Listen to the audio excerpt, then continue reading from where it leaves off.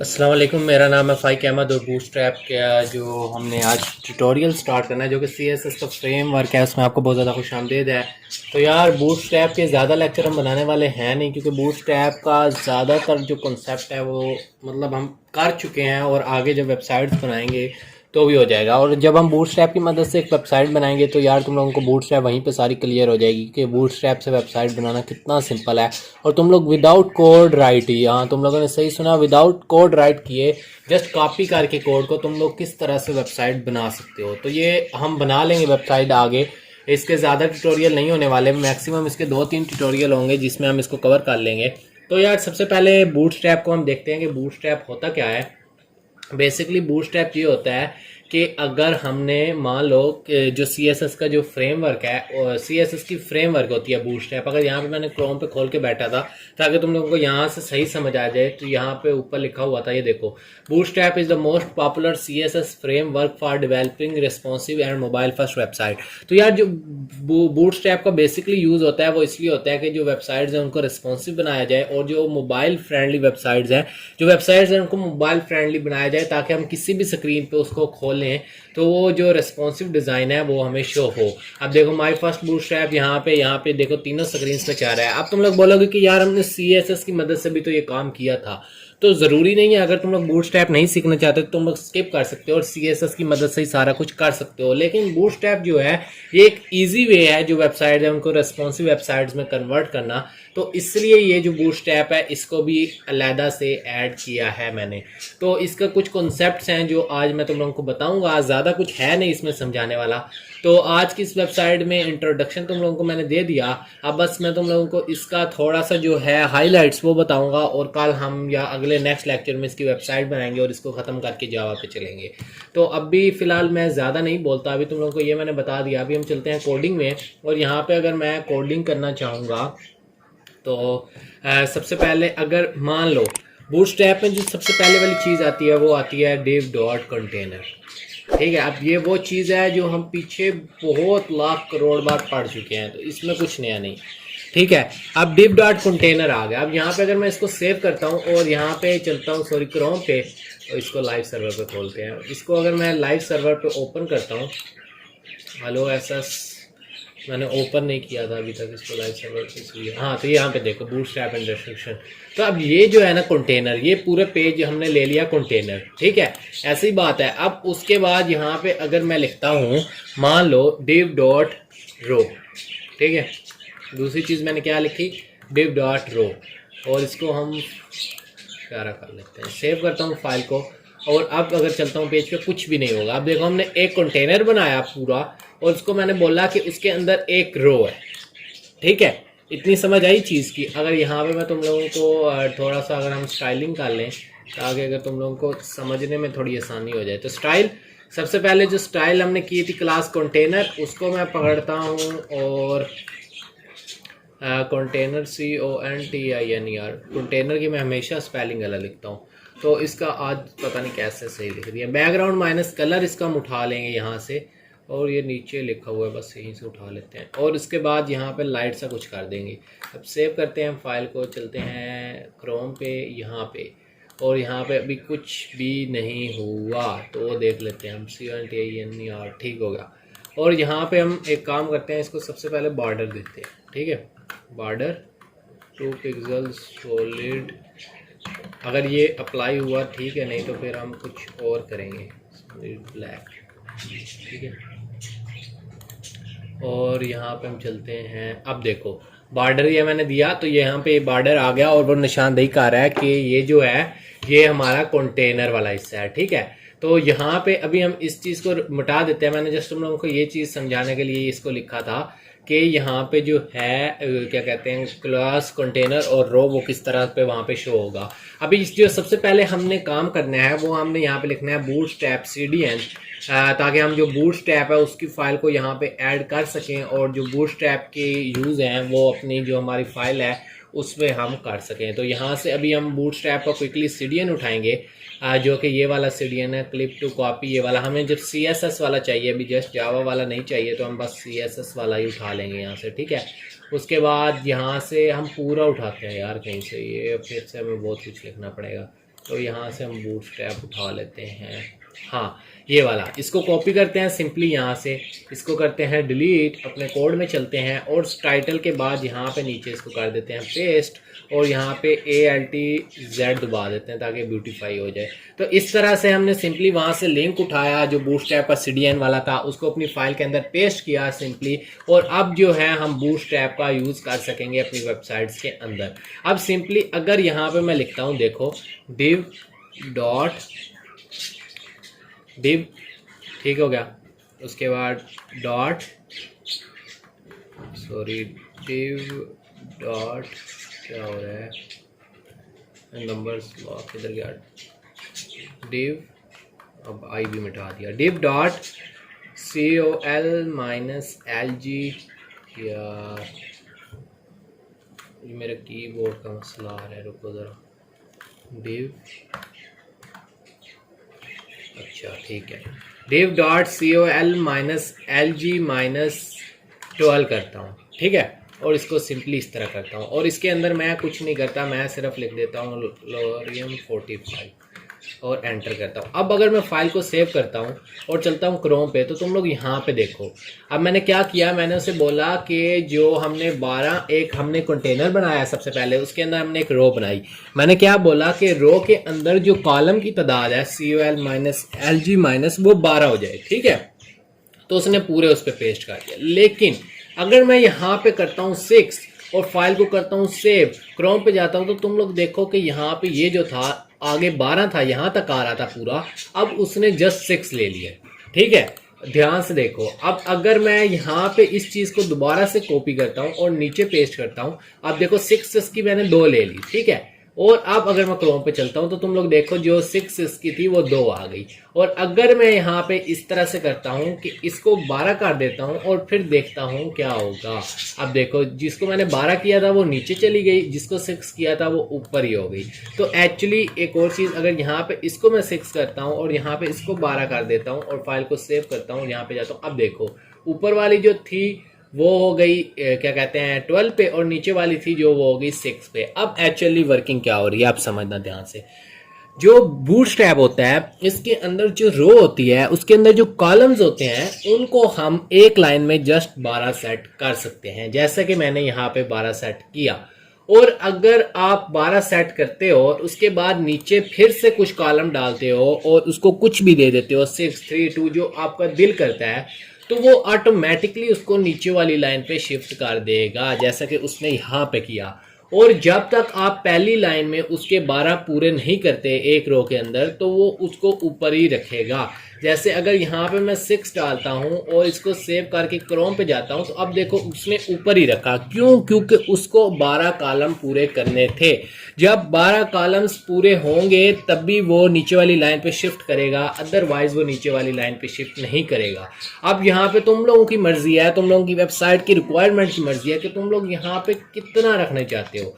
अब देखो यहाँ पे अगर मैं 3, 3 रख देता हूँ, ठीक है, और 3, 3 रखने के बाद मैं यहाँ पे एक और ये डाल देता हूँ, ठीक है, 3, 3, 3 और एक और डाल देता हूँ, ठीक है, 4 बना देता हूँ, 12 हो जाएंगे पूरे। और अब इसको सेव करता हूँ फाइल को, और अगर आप चलता हूँ तो तुम लोग देखो उसने 3, 3 के लिहाज से इसको सेट कर दिया। तो आई होप अब तुम लोगों को सही क्लियर समझ आई होगी, क्योंकि उसने 12 कॉलम करने थे, तुम लोग 3, 3 करके करो, तुम लोग 2, 2 करके करो, उसको कोई फर्क नहीं पड़ता, ठीक है। आप लोगों ने बस इतना करना है कि जो चीज होती है ना कॉलम्स 12 वो आपने पूरे करने हैं फर्स्ट रो में। हाँ, अब यहाँ पे एक सवाल आता है कि अगर हमें 12 कॉलम्स नहीं चाहिए फर्स्ट रो में, हमें जस्ट फर्स्ट रो में चाहिए 4 कॉलम्स, मतलब हमें चाहिए सिर्फ यहाँ पे फर्स्ट रो में 3, मतलब यहाँ पे अगर ये मैं ऊपर वाले 3 रिमूव कर दूं, हाँ हमें यहाँ पे चाहिए सिर्फ 3, मतलब इस वेबसाइट में चाहिए हमें सिर्फ 3, और हमें नीचे वाली में भी 3 चाहिए, हमें नीचे वाली में भी 12 नहीं चाहिए। तो अगर हम दोबारा से 3 डालेंगे तो वो तो उसको ऊपर शिफ्ट कर देगा, जबकि हमें ऊपर शिफ्ट चाहिए ही नहीं, हमें चाहिए कि वो नीचे उसको पेस्ट करे और हो भी 3 या 4 का।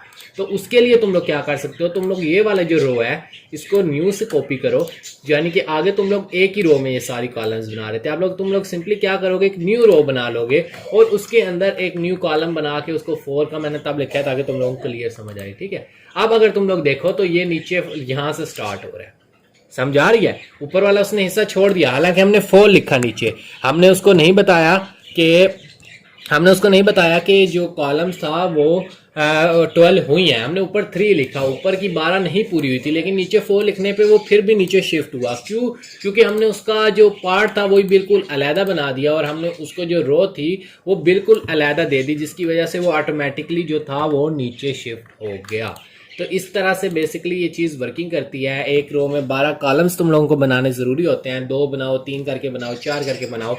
जैसे ही 12 पूरे होंगे तो नेक्स्ट जो कॉलम होगा वो उसको ऑटोमेटिकली नीचे वाली लाइन पे शिफ्ट कर देगा। और अगर तुम लोग एक उस पर 12 नहीं बनाना चाहते, इस तरह से 3 बनाना चाहते हो और नीचे भी 3 बनाना चाहते हो, तो तुम लोग रो का कंटेनर बना सकते हो ज़्यादा सारे और उसको अपने लिहाज से नीचे ट्रांसफ़र कर सकते हो। तो बेसिकली ये बूटस्ट्रैप की डिव और कॉलम्स का काम करती हैं। अब यहाँ पे एक और चीज़ आती है, मान लो कि अगर तुम लोग इसको सेंटर में करना चाहते हो तो तुम लोग सिंपली यहाँ पे क्या लिख सकते हो, MD माइनस LG MD लिख रहा हूँ, ऑफसेट। अब मेरी जो स्क्रीन थी वो लार्ज स्क्रीन थी, ठीक है। अगर अब तुम लोग चाहते हो कि यार ये रिस्पॉन्सिव वेबसाइट बने और ये हर वेबसाइट पे जो पहले वाला है ये 3 लाइंस हैं ये इसी तरह हैं, तो तुम लोग यहाँ पे क्या कर सकते हो, तुम यहाँ पे ऐसे भी लिख सकते हो, ठीक है।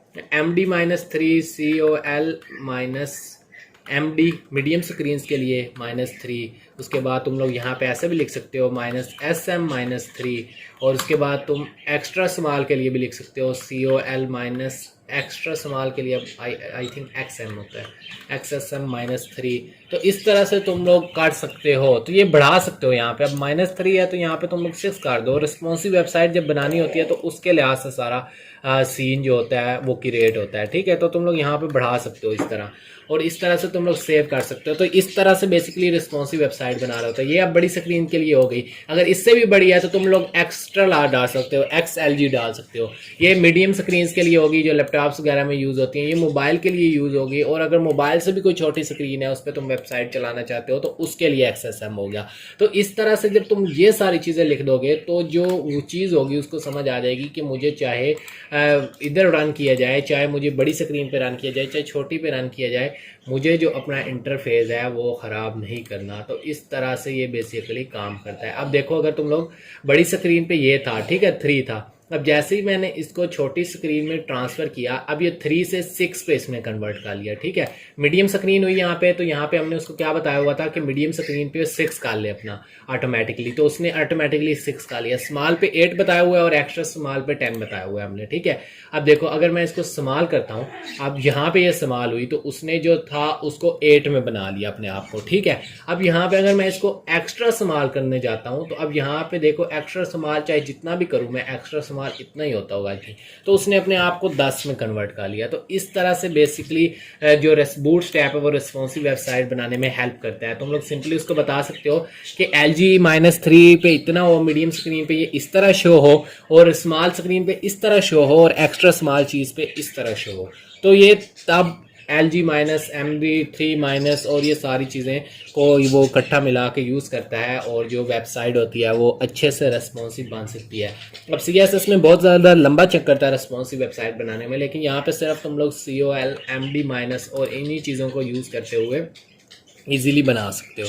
तो आई होप तुम लोगों को LG MD SM और XSM की समझ आ गई होगी। COL कॉलम की शॉर्ट फॉर्म है, LG लार्ज की शॉर्ट फॉर्म है, MD मीडियम की लार्ज फॉर्म है, SM स्मॉल की लार्ज फॉर्म है, और एक्स्ट्रा स्मॉल की XSM स्मॉल मतलब फॉर्म है, छोटे उसमें वर्ड्स में तुम लोग बोल सकते हो। LG बड़ी स्क्रीन के लिए यूज़ होता है, MD मीडियम लैपटॉप वगैरह के लिए, SM मोबाइल के लिए, और XSM उससे भी छोटी स्क्रीन के लिए। और इन सब को हम यूज़ करते हैं एक प्रॉपर रेस्पॉन्सिव वेबसाइट बनाने के लिए। और इनको अगर हम लिख देते हैं और हम उसको बता देते हैं कि मीडियम स्क्रीन पे किस तरह से शो हो, तो वो उसको अपने लिहाज से उस शेप में डाल देता है। और ये जो नेक्स्ट ट्यूटोरियल है उसमें हम इंशाल्लाह ताला वेबसाइट बनाएंगे, और इसमें तुम लोगों को बहुत अच्छा तुम लोगों को इसका कॉन्सेप्ट समझ आ जाएगा। तो अगर अभी तक तुम लोगों ने इस प्ले लिस्ट को असेस नहीं किया और इससे पिछली प्ले लिस्टों को असेस नहीं किया तो फ़ौरन से असेस कर लो, चैनल को सब्सक्राइब कर लो, ताकि तुम लोगों को अच्छे से समझ आ जाए। और जब कल या जब भी नेक्स्ट वीडियो आएगी तो इंशाल्लाह जो होगा ना, आप लोगों को बहुत अच्छे से समझ आ जाएगी वेबसाइट की, ठीक है। तो ज़्यादा कोई मसले की या टेंशन की बात नहीं है। अगर आज थोड़ी बहुत आई है तो ठीक है, जब हम वेबसाइट बनाएंगे तो बहुत ज़्यादा समझ आ जाएगी। अब मैं ज़्यादा बोल रहा हूँ, एक चीज़ तुम लोगों को अभी और मैंने बतानी थी, वो ये ये बतानी थी कि मान लो अगर अब यहाँ पे हम हैं, ये है, इसको तुम लोग चाहते हो कि तुम लोग थोड़ा सा आगे करो, तो इसके दो वे हैं, या तो तुम लोग CSS में चले जाओ, या तो फिर तुम लोग इसी लाइन में कुछ ऐसा करो कि मतलब कि ऑफसेट। यार यहाँ पे एक बात थी, मैं तुम बोलता रहता हूँ ज़्यादा, तो वो पता नहीं आदत बनी हुई है तुम बोलने की। वैसे इसका कोई मतलब नहीं होता कि अगर कोई बड़ा भी ये वीडियो देख रहा है तो उसको करना डिसपेक्ट करना या फिर उसके साथ कुछ अजीब से करना, वैसे ही ये एक आदत है मेरी, तुम मैं बोलता रहता हूँ। तो अगर कोई माइंड करता है तो यार माइंड ना किया करो, वैसे मैं बोल देता हूँ फ्रैंकली, लेकिन मैं कोशिश करता हूँ जब वीडियो बना रहा हूँ तो आप बोलूँ, ज़्यादा मेरा फोकस होता है पढ़ाने में, तो इसलिए फिर ये जो चीज़ें होती हैं ना ये छूट जाती हैं अक्सर मेरे से। तो आपका मैं ट्राई किया करूँगा अब इंशाल्लाह। तो आप लोगों ने यहाँ पे क्या करना है कि दो चीज़ें हैं यहाँ पे वेबसाइट को, इसको आगे रिमूव करने की, इसको आगे तुम लोग अगर चाहते हो मूव करना, तो यहाँ पे दो चीज़ें हैं, या तो तुम लोग CSS को यूज़ कर लो, जो कि सिंपली तुम लोग इसको आगे कर लोगे, कोई बड़ी बात नहीं, मार्जिन का यूज़ कर सकते हो, पैडिंग वगैरह दे सकते हो। एक तरीका यहाँ पे है कि यहाँ पे तुम लोग इसको अगर आगे बढ़ाना चाहते हो तो अब देखो मैं क्या करता हूँ कि मैं सिंपली इसको एक काम करता हूँ कि मैं ना इस चीज़ पे ये चीज़ समझाता हूँ कि ऊपर SM वाला भी कॉन्सेप्ट तुम लोगों को समझाया हुआ है, तो तुम लोग कंफ्यूज हो जाओगे, फिर इसको हम ऐसे ही रखते हैं। अब ये जो नीचे वाला था इसको मैं करता हूँ, मतलब जो नीचे वाला था इसको मैं रो को यहाँ पे हम थोड़ा सा स्टाइल कर लेते हैं, जस्ट इसलिए कि ताकि हम ना बॉर्डर वगैरह डाल लें और तुम लोगों को अच्छे से समझ आ जाए। अब रो है ना, इसके अंदर बॉर्डर दे देते हैं हम लोग, बॉर्डर 2 पिक्सल सॉलिड ब्लैक। वो इसलिए मैंने दिया है कि जस्ट यहाँ पे इस तरह से ना तुम लोगों को समझ आ जाए, दोनों आगे मिक्स हो रहे थे तो आप सही से समझ आ जाएगी तुम लोगों को।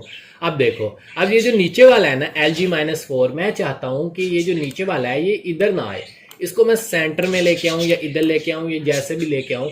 तो इसके दो तरीके हैं, तुम लोग CSS का यूज़ कर लो तो ये बहुत सिंपल से हो जाएगा, लेकिन अगर तुम लोग यहाँ पे CSS का यूज़ नहीं करना चाहते, इसी लाइन में कुछ करना चाहते हो, तो तुम लोग लिख सकते हो ऑफसेट माइनस LG, क्योंकि LG को हमने यूज़ किया हुआ है, तो LG माइनस अगर मैं करता हूँ 3 और इसको करता हूँ सेव फाइल को। अब अगर तुम लोग जाओ तो ऑफसेट उसने 3 कर दिया है इधर, बात की समझ आई? इस तरह से बेसिकली वर्क करता है। अगर यहाँ पे ऑफसेट को मैं यहाँ पे बढ़ा देता हूँ, 7 कर देता हूँ, फाइल को सेव करता हूँ, अब तुम लोग देखो तो उसने, सॉरी ये खुल गया, अब उस देखो तो तुम लोग उसने 7 को बिल्कुल ही राइट साइड पे फेंक दिया है, समझ आ रही है?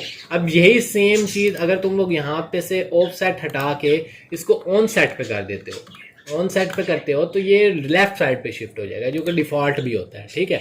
तो ये डिफ़ॉल्ट भी लेफ्ट साइड पे होता है, इसलिए कोई ज़्यादा क्लियर समझ नहीं आएगी। यहाँ पे ऑफ सेट जो यूज़ होता है वो होता है राइट साइड पे शिफ्ट करने के लिए, और ऑन सेट जो होता है वो होता है लेफ्ट साइड पे शिफ्ट करने के लिए। अब ज़रूरी नहीं है तुम लोग यहाँ पे सिर्फ LG पे इसको यूज़ कर सकते हो। तुम लोग अब यहाँ पे मान लो कि मैं लिखता हूँ COL minus LG, sorry medium screen के लिए -6 करता हूँ, और यहाँ पे मैं लिख देता हूँ ऑफसेट जो मीडियम स्क्रीन है, ऑफसेट मीडियम स्क्रीन के लिए मैं चाहता हूँ कि ये ऑफसेट हो जाए 4%। अब अगर तुम लोग देखो यहाँ पे मैं चलूँ और यहाँ पे इसको रिफ्रेश करूँ, तो यहाँ पे ऑफसेट जो होगा वो जस्ट इसका जो होगा वो मीडियम स्क्रीन के लिए होगा, ठीक है? ये जो लिखी है ना मैंने चीज़, अब ये यहाँ पे अप्लाई इसलिए हो गया क्योंकि ये जो स्क्रीन थी ये लार्ज स्क्रीन थी, तो जैसे ही मैंने ऑफसेट लिखा है और 4 लिखा है उसने उसको फिर भी अप्लाई किया। उसके पीछे रीज़न यही है कि मैं ये सारी कोडिंग कर रहा हूँ ऑफ बड़ी स्क्रीन पे, तो जब आप मीडियम लैपटॉप वाली स्क्रीन पे करोगे तो आप MD का यूज़ करके ऑफसेट कर सकते हो, आप LG का यूज़ कर सकते हो। तो बेसिकली आप इन तीनों चीज़ों के कम्बिनेशन को